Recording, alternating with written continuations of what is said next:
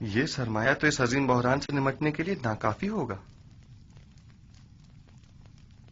Smooth, بطور خزانہ دار مطلوب سرمایہ کے حصول کے ذرائع معلوم ہونے چاہیے۔ اس سلسلے میں ہمیشہ اسے بہترین طریقہ محصولات میں اضافہ اور لوگوں سے خراج کی مزید وصولی ہی رہا ہے۔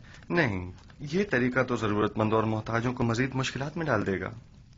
اگر کوئی اتنا زیادہ محصول ادا نہ کر سکے تو کیا ہوگا؟ میرا خیال ہے کہ ہمیں سرمایہ کی فراہمی کے لیے کوئی اور طریقہ اختیار کرنا ہوگا۔ درود بر علی جناب یوزار سیف۔ تم پر بھی خدا کا درود ہو۔ یہاں کیا کر رہے ہو؟ انتو اور اسموتھ پر بھی خداوند کا درود ہو۔ درود پر بر بھی روز۔ علی جناب، کل ہورم ہوپ جناب اخمو سے ملنے معبد گئے تھے، البتہ اس کی وجہ معلوم نہیں ہو سکی۔ میں ہورم ہوپ کی جانب سے زیادہ فکر مند نہیں ہوں۔ ممکن ہے وہ اقتدار کا خواہش مند ہو، لیکن آمون ہوتب سے ہرگز غداری نہیں کرے گا۔ وہ اتنی آسانی سے اپنے ضمیر کا سودا نہیں کرے گا۔ اور آج جناب اخمہو بانوتی سے ملاقات کو گئے تھے اور ان سے تقاضا کیا کہ وہ آپ کے خلاف کوئی اقدام کریں۔ تم نے خود انہیں دیکھا تھا؟ نہیں، بانوتی کی خادمہ نے خبر دی ہے۔ وہ ابھی چند لمحے پہلے ہی اس کام کے لیے روانہ ہو چکی ہیں۔ بلا شبہ ان کا مقصد آسماہو کی درخواست کو عملی جامہ پہنانا ہوگا۔ سب کچھ ممکن ہے، لیکن اس صورتحال سے پریشان ہونے کی ضرورت نہیں۔ میرا اور آپو پیس کا ماجرا یاد ہے نا آپ کو؟ وہ سازش معبد ہی کی تھی۔ میں جانتا ہوں کہ کاہنان معبد آمون اپنے اہداف کے حصول کے لیے کسی بھی قسم کے اقدام سے دریغ نہیں کریں گے، لیکن میرے پاس بھی ایک قادر و توانا خدا ہے۔ میں خود کو اس کے سپرد کرتا ہوں۔ ویسے انہیں فکر مند ہونا بھی چاہیے۔ بالآخر کاہنان معبد آمون کو اپنا وجود خطرے میں جو نظر آ رہا ہے، سو انہیں اپنے بقا کے لیے ہاتھ پیر مارنے بھی چاہیے۔ لیکن مجھے یقین ہے کہ اس مبارزے میں میں اور میرا خدا ہی کامیاب ہوگا۔ عالی جناب، آمن ہوتب فرما روائے مصر نے جناب یوزار سیف کو یاد فرمایا ہے۔ بہت خوب، میں ابھی حاضر ہوتا ہوں۔ اگرچہ بانوتی نے اپنا کام کر دکھایا ہے، لیکن پھر بھی فکر کرنے کی کوئی بات نہیں۔ آج میں نینیفر سے ملا، اس کے دل میں اب بھی وہی بغض و عناد باقی ہے۔ جناب یوزاسف کے بارے میں اس نے کچھ کہا ہے کیا؟ جی، کہہ رہا تھا وہ انتقام لینے کے لیے کسی مناسب موقع کی تلاش میں ہے۔ جانتا ہوں کہ نینیفر کپتا ایک خطرناک انسان ہے، لیکن پریشانی کی کوئی بات نہیں۔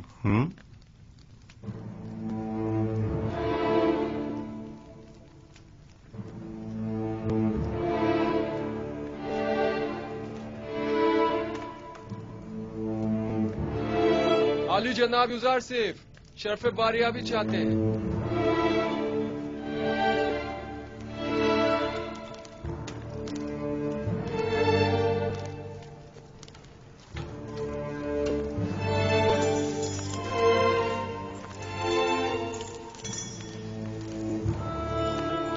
درود بر فرما روا اور بانوے محترم۔ درود بر یوزار سیف حکیم۔ خوش آمدید یوزار سیف۔ آپ تو اس قدر مصروف کار ہو گئے کہ ہمیں ہی بھول گئے۔ فرائض کی انجام دہی میں مشغول تھا، اب آپ نے یاد فرمایا، سو حاضر خدمت ہوں۔ میں گزشتہ ایام میں انجام پانے والے امور کی تفصیل جاننا چاہتا ہوں۔ فی الحال تو کوئی خاص کام عمل میں نہیں آئے جناب فرما روا۔ جب تک مکمل معلومات تکمیل کو نہیں پہنچ جاتی، کوئی بھی اقدام بے سود ہوگا۔ مثلا ہمیں یہ معلوم ہونا چاہیے کہ مصر کی آبادی کتنی ہے، مرد و خواتین کی تعداد، بوڑھوں اور بچوں کی تعداد، ہر شہر میں مقیم افراد کی تعداد کتنی ہے، کتنے افراد شہر نشین اور کتنے زراعت پیشہ ہیں، اور یہ کہ کون سی زمینیں قابل کاشت ہیں اور کن خطوں میں واقع ہیں۔ تبھی کہیں جا کر کوئی سنجیدہ اور مناسب اقدام عمل میں لایا جا سکتا ہے۔ ہماری قابل کاشت زمینیں صرف نیل کے اطراف میں واقع ہیں، اور جس کا جاننا زیادہ مشکل بھی نہیں ہے۔ میرا خیال ہے کہ ہر وہ زمین جہاں پانی موجود ہو قابل کاشت ہے۔ فراوانی کے ان 7 سالوں میں نہ صرف دریائے نیل کے پانی میں اضافہ ہوگا، بلکہ ارادہ خدا بندی سے بارش پوری سرزمین مصر کو سیراب کر دے گی۔ کون سا کام ہے جو آپ کے خدائے یکتا کے دست قدرت میں نہ ہو؟ پورے مصر پر 7 سال باران رحمت کا برسنا۔ پھر تو تمام سرزمینیں مصر میں ہی کاشتکاری کی جا سکتی ہے۔ بس ہمیں کاشتکاروں کو یہ بتانا ہوگا کہ زیادہ سے زیادہ گندم کاشت کریں، اور سالانہ مصرف کے علاوہ باقی ماندہ تمام گندم حکومت مصر ان سے مناسب قیمت میں خرید لے گی۔ اور گندم کی خریداری کے لیے یہ کثیر سرمایہ آئے گا کہاں سے؟ ایک تو محصولات کی معافی کے ذریعے، دوسرے زمین کے عوض گندم کی خریداری کے ذریعے. جو شخص جتنی زیادہ گندم حکومت مصر کی تحویل میں دے گا وہ اسی مناسبت سے اپنے زیر کاش زمین کا مالک قرار پائے گا. یہ زمینیں طول تاریخ میں حکومتوں کے استحکام اور مصر کے فرما رواؤں کے اقتدار کی ضامین رہی ہیں. انہیں دوسروں کے حوالے کر دیں. ان زمینوں کو دوسروں کے حوالے کر دینے سے تو ہماری حکومت غیر مستحکم ہو جائے گی. اس کے برعکس آپ معبد آمون کی تمام تر دولت و ثروت اور تمام املاک کے مالک ہو جائیں گے. 3000 سال سے آج تک کوئی بھی آمون کی دولت کو ان کاہنوں سے حاصل نہیں کر سکا، تو پھر آپ کس طرح لیں گے؟ ہم جبرن کسی سے کچھ نہیں لیں گے، وہ خود اپنی مرضی سے ہمیں دیں گے.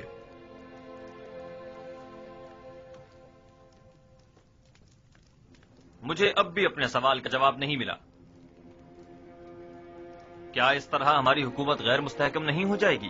سیدھی سی بات ہے، ہم گندم مفت میں کسی کو بھی نہیں دیں گے، خواہ وہ کاہنان ہوں خواہ ثروت مند. اس کے عوض یا تو انہیں اپنی دولت دینی ہوگی یا اپنی زمین اور دیگر املاک. اور یوں جو کچھ بھی ہم ان غریب کاشتکاروں کو دیں گے اسے دوبارہ حاصل کر لیں گے. اگر سرمایہ دار طبقہ اور کاہنان خود ذخیرہ کر لے تو انہیں ہم سے گندم خریدنے کی کیا ضرورت ہوگی؟ میں آپ کو یقین دلاتا ہوں کہ ماں سوائے حکومت مصر کے کوئی بھی گندم کی ذخیرہ سازی میں کامیاب نہیں ہو سکے گا. کیا مورد نظر سرمایہ کی فراہمی کی کوئی اور صورت نہیں ہو سکتی؟ کیوں نہیں، بالکل ہے. اگر اجازت ہو تو میں پہلی فرصت میں مردم مصر سے خطاب کرنا چاہوں گا. آپ کا کیا خیال ہے، اگر ہم عوام سے مدد مانگے تو وہ ہم سے تعاون کریں گے؟ مجھے امید ہے کہ وہ تعاون ضرور کریں گے. ایک اور بات، مجھے خبر ملی ہے کہ معبد کے معبر اعظم کی لاش دریائے نیل سے ملی ہے. یعنی ڈوب گئے؟ نہیں، مجھے یقین ہے کہ انہیں ڈبویا گیا ہے. کیا کاہنوں نے ان کی جان لی ہے؟ عالی جناب، میرا خیال ہے کہ چونکہ انہوں نے یوزار شریف کی تعویل خواب کی تائید کی تھی لہذا انہیں معبد کی جانب سے یہ سزا دی گئی ہے. نہیں، میرا خیال ہے کہ میں قاتل کو بخوبی جانتا ہوں. آنکھ ماہو ان کاموں کے لیے کبھی بھی کاہنوں کا استعمال نہیں کریں گے. انہوں نے اپنی منمانیوں اور قتل و غارت گری کی انتہا کر دی ہے. اب ان کے لیے کچھ سوچنا ہی پڑے گا.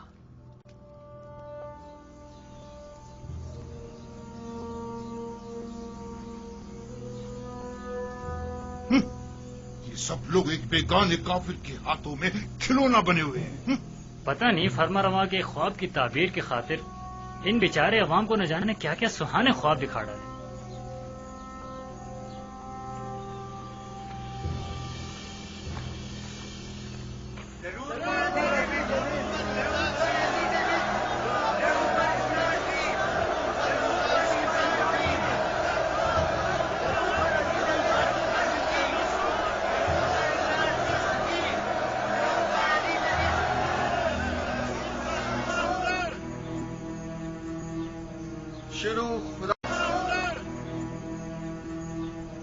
شروع خداوند مردم مصر کے نام سے، وہ خداوند کے جس نے مصر اور مردم مصر کو خلق کیا. میں اس عظیم اجتماع میں آپ سب لوگوں کی شرکت پر آپ سب کا شکر گزار ہوں. اس اجتماع سے میرا مقصد یہ ہے کہ مجھے آپ سب لوگوں کی مدد و تعاون درکار ہے. در حقیقت ہمیں آنے والے 7 سالوں کے اس طویل قحط تو خشک سالی کے متعلق کوئی چارہ جوئی کرنی ہوگی، اور اگر آپ عوام کی مدد اور تعاون ہمیں حاصل نہ ہو تو یقیناً ہم قحط پر قابو پانے میں ہرگز کامیاب نہیں ہو پائیں گے. میں چاہتا ہوں کہ تمام حقائق آپ کے سامنے کھول کر رکھ دوں. اس میں کوئی شک نہیں کہ ہمیں گندم ذخیرہ کرنا ہے، لیکن اگر میں آپ سے چاہوں کہ آپ اپنی ضرورت کے علاوہ باقی ماندہ گندم مفت میں حکومت کی تحویل میں دے دیں تو کیا آپ قبول کر لیں گے؟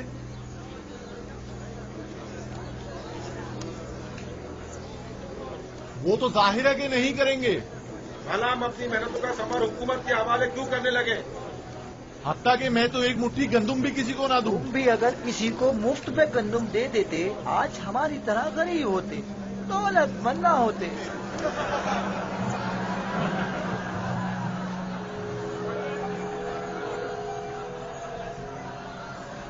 بس ایسی صورت میں تو حکومت آپ سے گندم یا تو درہم و دینار کے عوض خریدے جو اس کے پاس نہیں ہے، یا پھر زمین کے بدلے۔ بہت خوب، ہم اگر ضرورت کے مطابق کچھ گندم زمین کے عوض خرید بھی لیں تو گندم کے ذخائر کی حفاظت کے لیے جو گودام درکار ہوں گے وہ کس سرمایہ سے تعمیر کریں، اور اس کے مزدوروں اور کارکنوں کی اجرت ہم کہاں سے ادا کریں؟ اور وہ کاشتکار جو اپنی زمینوں پر کاشت کرتے ہیں، ہم ان سے گندم خریدنے کے لیے قیمت کہاں سے ادا کریں؟ آخر اس گندم کی خریداری ہم کس طرح کریں؟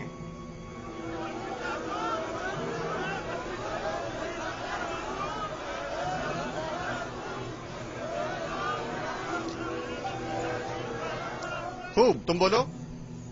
آخر حکومت مصر کے پاس اتنا سرمایہ کیوں نہیں ہے؟ کیونکہ حکومت مصر کے وہم و گمان میں بھی نہ تھا کہ ایک دن ایسے بڑے قحط کا سامنا کرنا پڑے گا اور اس پر قابو پانے کے لیے اتنے کثیر سرمایہ کی ضرورت پڑے گی۔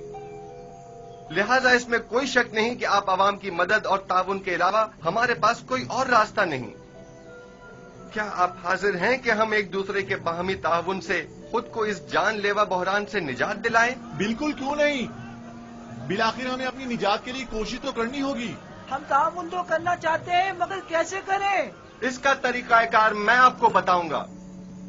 سب سے پہلے محصولات کی معافی کے ذریعے مصر کا سرمایہ دار طبقہ ہر سال اپنی آمدنی کا ایک مخصوص حصہ بطور محصول حکومت مصر کو دینے کا پابند ہوگا۔ ہم ان محصولات میں سے کچھ حصہ انہیں معاف کر دیں گے۔ جو شخص بھی 1 سال کا محصول اپنے مقررہ وقت سے پہلے ادا کر دے گا، ہم بعد میں اس کا اگلے 2 سال کا محصول معاف کر دیں گے، اور جو کوئی بھی اپنے 7 سال کی محصولات کی پیشگی ادائیگی ابھی یکمشت کرے گا تو ہم اسے 14 سال کا محصول معاف کر دیں گے۔ یہ تو بہت ہی اچھا ہے، میں تو اپنا محصول پہلے ہی ادا کرنے کو تیار ہوں۔ اس میں ہمارا ہی فائدہ ہے کہ 7 سال تک ہمیں محصول ادا نہیں کرنا ہوگا، اور حکومت کے مفاد میں بھی ہے کہ اس کی مشکل بھی حل ہوگی۔ اور دوسرا طریقہ یہ ہے کہ ماضی کے فرائض یا حکمرانوں کی طرح ہمسائے ممالک پر حملے کر کے کشت و خون و غارت گری کے ذریعے جو مال غنیمت ہاتھ آئے اس سے ہم گندم کی خریداری کریں۔ اور یہ بات تو واضح ہے کہ اس جنگ میں شرکت لازمی ہوگی۔ یعنی اس سے پہلے کہ قحط ہمیں برباد کر دے، ہم جنگ میں شرکت کر کے خود کو ہلاک کر ڈالیں۔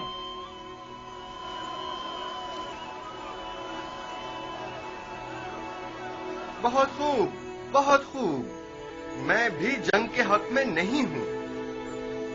اگر آپ جنگ کے ذریعے مائل نہیں ہیں تو پھر آپ لوگ خود ہی گندم کی خریداری کے لیے درکار سرمایہ مہیا کریں۔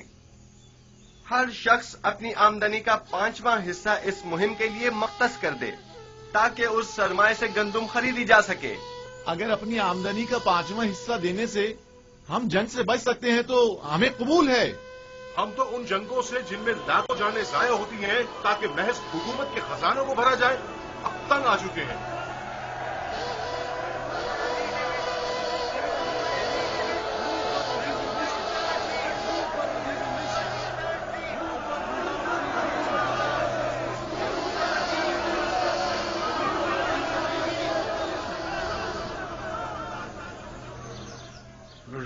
صرف فرما روا کی زمینیں یوں کاشتکاروں کو بخش کر مابعد کی کامیابی کے لیے راہ ہموار کر رہا ہے، لیکن ایک بات جو ہمیں نہیں بھولنی